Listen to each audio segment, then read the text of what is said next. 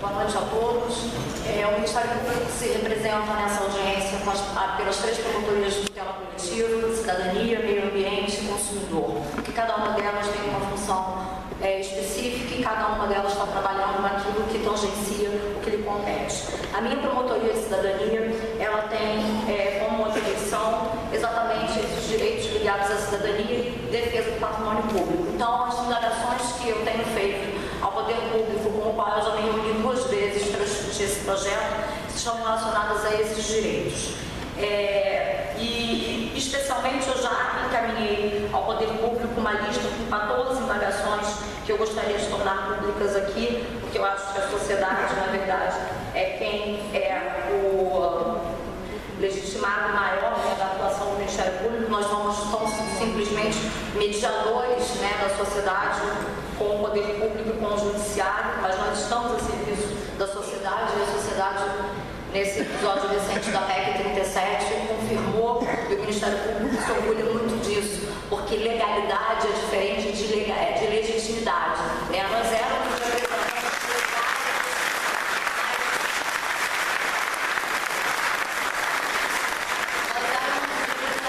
legais da sociedade, porque a Constituição assim nos diz, assim diz. Mas essa legitimidade vinda das ruas, quando as pessoas gritam, não a PEC 37, dizem que o Ministério Público tem que investigar, isto é legitimidade.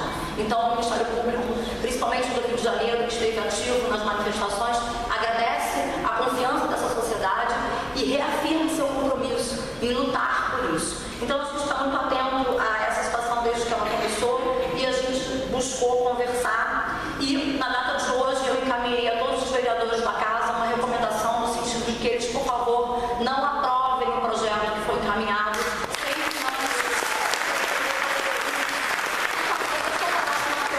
vai correr, eu agradeço o apoio, mas deixa eu tentar concluir.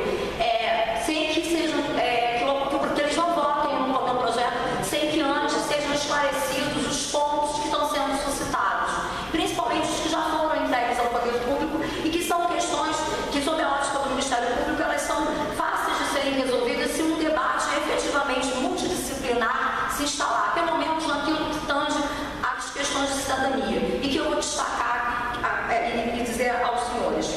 O primeiro ponto que a gente questiona é exatamente uma questão técnico-legal. Né? O Estatuto da Cidade e a própria lei que determina essa operação, ela diz que a lei que autorizar a operação urbana consociada e a emissão de EPAC, ela precisa de CEPACs, precisa apresentar um projeto básico de ocupação da área e um projeto de atendimento social e econômico à população atingida. O projeto de lei que foi encaminhado à Câmara, ele é muito sucinto nisso. Né? Se a gente for até comparar com o projeto apresentado no Porto Maravilha, a gente vai ver que o anexo do Porto Maravilha esclarece quais são as intervenções viárias que serão feitas. A gente tem um anexo 7 que faz uma lista de 10 itens que são muito sucintos. A mesma coisa se dá em relação à questão da ocupação da área. É necessário do projeto de lei o que é este programa básico. Ninguém está falando de projeto executivo, são coisas diferentes. Mas um programa básico mais detalhado precisa ser apresentado, principalmente atribuindo a cada um dos agentes públicos as suas funções, porque a gente tem uma situação muito diferenciada com relação à questão do centro de Niterói. Apesar da secretária ter afirmado que a região é degradada ou abandonada, na mensagem está escrito isso, né? A região central encontra-se degradada, subutilizada e desconectada das demais áreas da cidade. Infelizmente, isso não é uma verdade absoluta, porque Niterói, ao contrário das outras experiências mundiais de revitalização, ela estará mexendo num centro que é o coração da cidade. Nós temos aqui a sede de todos os poderes, o maior número de hospitais da cidade, o maior número de universidades da cidade. Então, a gente não está falando de uma região desocupada. Ao contrário, a gente está falando de uma região que ela não tem um número de habitantes significativo, mas ela tem uma circulação diária de pessoas imensa e que qualquer tipo de intervenção vai impactar demais. Então, isso tem que ser feito e pensado com muito cuidado, principalmente porque a gente já tem um cenário de esgotamento de serviços públicos nessa região. Todo mundo aqui conhece, é notório a situação dessa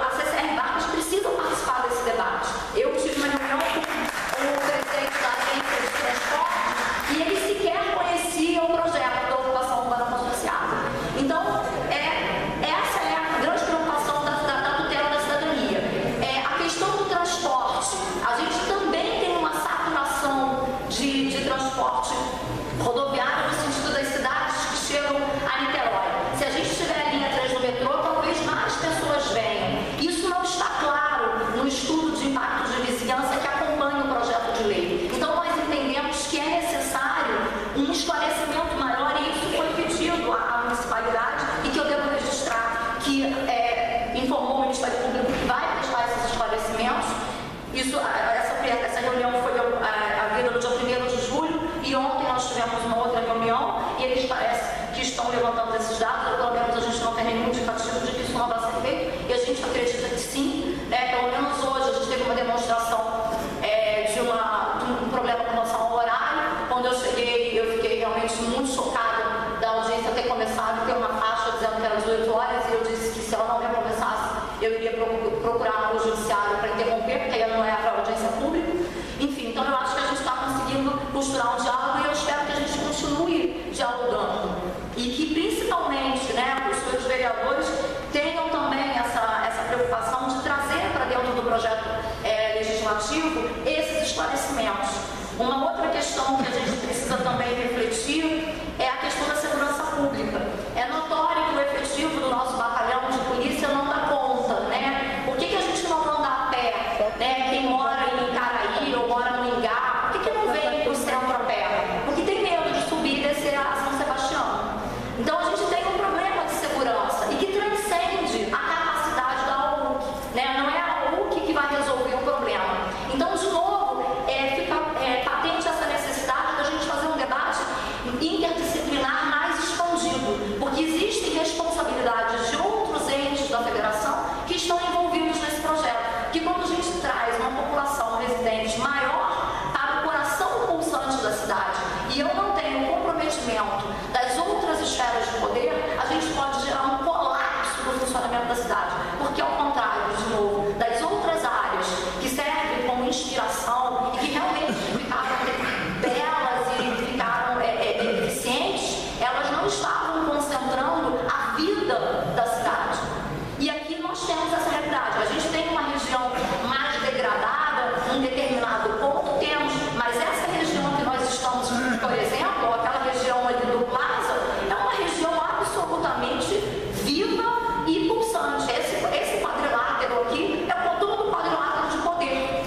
E se ele ficará ameaçado de funcionamento, seja por problemas de abastecimento de energia, que o Augusto vai falar melhor, e de água, então a gente entende que precisamos avançar muito nesse debate. Com relação à questão da tutela de cidadania, são esses os pontos, e também a gente tem uma crítica em relação à criação de mais uma empresa, de uma sociedade de economia mista pelo município.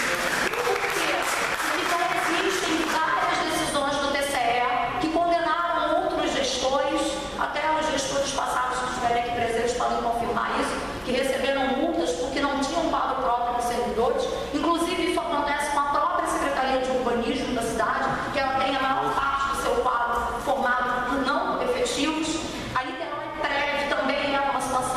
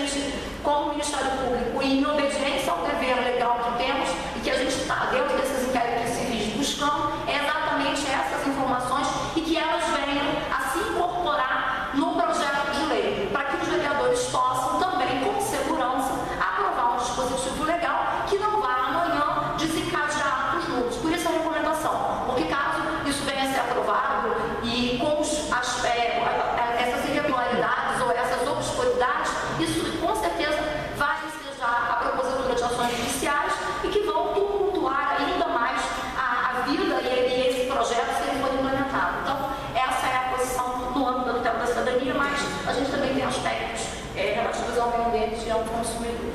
E eu gostaria só que o GG não mais me encaminhasse efetivamente esse vídeo para que eu possa adotar as providências cabíveis e também que o José Azevedo me encaminhasse cópia desse projeto que ele mencionou aqui. Obrigada.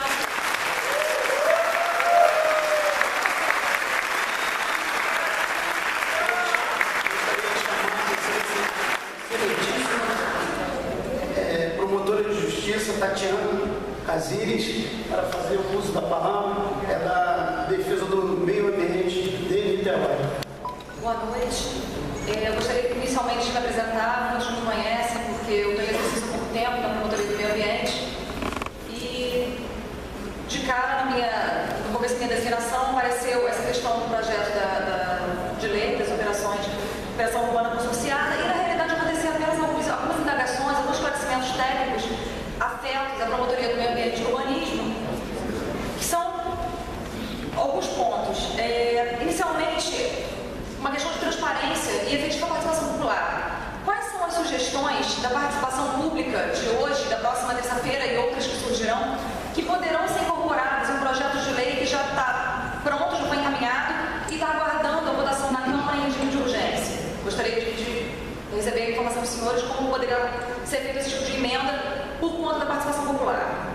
O segundo ponto, também em relação à transparência, para análise acerca da razoabilidade das proposições e intenções do projeto de lei, nós indagamos qual seria o plano de alocação dos recursos advindos das CEPACs, considerando sua distribuição espacial, e de que forma contemplaria os diversos itens de melhoria propostos. Nós entendemos que o projeto básico, como foi apresentado, não está não estão considerando objetivamente o que será feito, como, de que forma, e isso nós já levantamos essa questão numa reunião que tivemos ontem, os representantes da municipalidade, e que se mostraram muito dispostos a nos esclarecer esses pontos. Uma terceira questão, e aí considerando as áreas, a inclusão das áreas de especial interesse social no perímetro da operação urbana, qual o percentual advindo das CEPACs que serão alocadas efetivamente nas comunidades do Morro do Estado, de Sabão e do Morro do Arroz?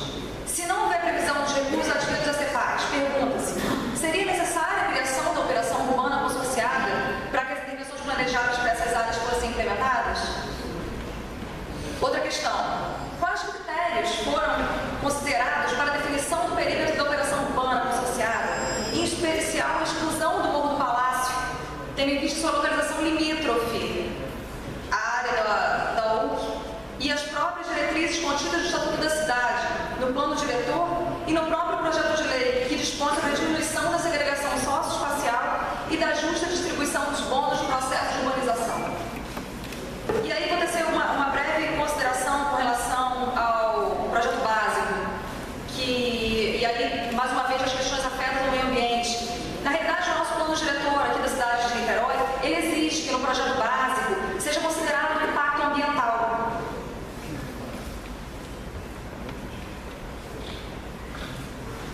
Artigo 13.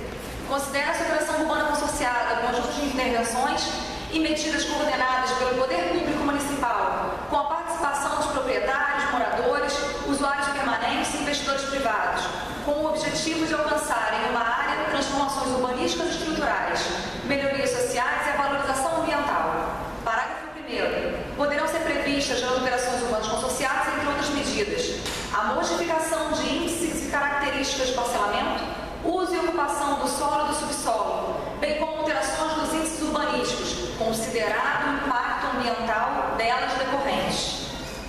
E no parágrafo 2º, diz, as operações urbanas consorciadas, após a elaboração do estudo de impacto de vizinhança, o EIV, e aprovação do respectivo relatório de impacto de vizinhança, o RIV, serão aprovadas, caso a caso, por lei municipal específica, que delimitará a área para aplicação e estabelecerá o plano de operação, contendo, no mínimo, a definição da área a ser atingida e o programa básico de ocupação da área, com as medidas previstas nos incisos 1 e 2 do parágrafo 1º, que foi o que eu li anteriormente, que dizia, considerado o impacto ambiental delas decorrentes. Então, nesses termos, e considerando a nossa própria lei, nosso próprio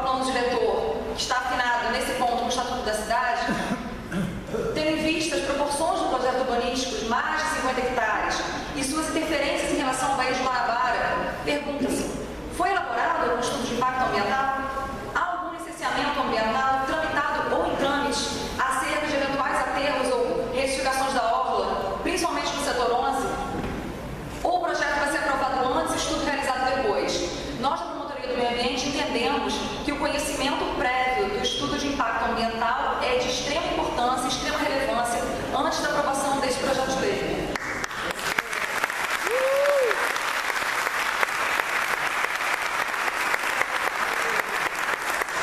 E, finalmente, uma última pergunta. De que forma o projeto de lei garante que a infraestrutura será implementada antes do licenciamento e construção dos empreendimentos? É uma preocupação grande da Promotoria de Meio Ambiente que a infraestrutura seja efetivamente praticada, posta em prática e realizada para atender os anseios dos moradores e da população de Niterói antes da construção dos empreendimentos, até para suportar o eventual e, óbvio, decorrente adensamento populacional. Essas são as questões e, por fim, eu gostaria de convidar a todos para uma reunião, um debate que o Ministério Público está organizando. Vai ser realizado agora quinta-feira, dia 11, às 15 horas, no auditório da Faculdade de Arquitetura da UF, no campus Praia Vermelha, às 15 horas. Então, nós convidamos vários setores da sociedade, será um debate.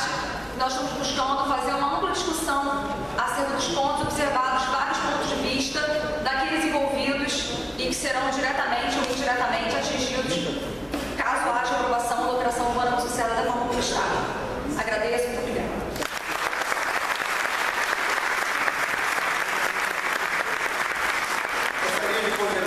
Excelentíssimo promotor de justiça Augusto Lopes, promotor de defesa do consumidor de Niterói.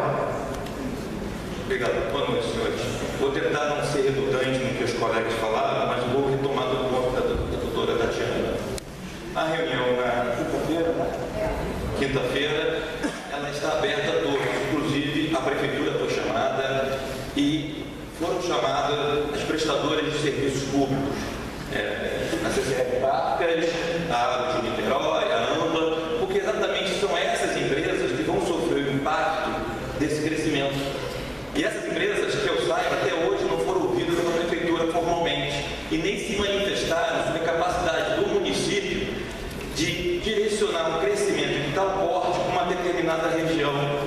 Aliás, como se sabe, a estimativa de crescimento previsto pela Ponte Rio Niterói e assim pelas barras para essa região não chega a 40 mil pessoas nos próximos 20 anos. Então é muito temerário, me parece, a gente pensar em um projeto de lei já em tramitação que nem sequer levou em consideração como o serviço público vai estar se relacionando com todo esse crescimento. Nós estamos tratando do crescimento urbano, da construção, e estamos esquecendo de que a cidade não é apenas prédio, é infraestrutura. E não adianta construir galeria, passar cabo, se não puder ter água passando no cano, e a cidade hoje tem uma falta de água crônica, a promotoria do consumidor a Água de Niterói hoje publicamente já confirmou a promotoria que não tem condições de fornecer água todos os dias em todas as torneiras. É necessário fazer rodízio. Nós temos rodízios de mais de 15 dias em algumas regiões dessa cidade, principalmente no término de linha. E é isso que a gente quer. A gente quer agravar essa situação. Na mais que a água é o bem que a cidade não produz. Onde está a SEDAI? Onde está o governo do Estado nesse projeto? Quem vai garantir a água para essas 40 mil pessoas? Não só as 40 mil, o restante da cidade, porque logicamente se não vai ter mais 40, nós vamos ter que dividir o que a gente recebe. E a iluminação pública? O CNiterói até o ano passado teve constante oscilação de rede. Diminuiu muito para quem trabalha aqui e quem mora aqui. Fruto de uma ação civil pública movida pela Promotoria de Defesa do Consumidor, que chegou num acordo de obrigar a AMPA a fazer uma série de manutenções preventivas constantes no centro.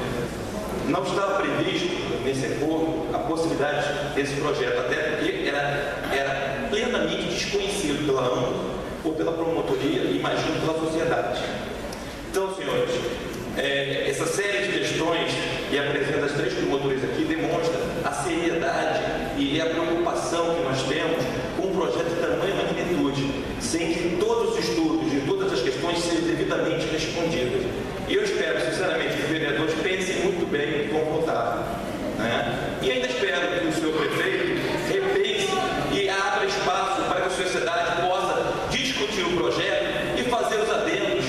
que forem pertinentes.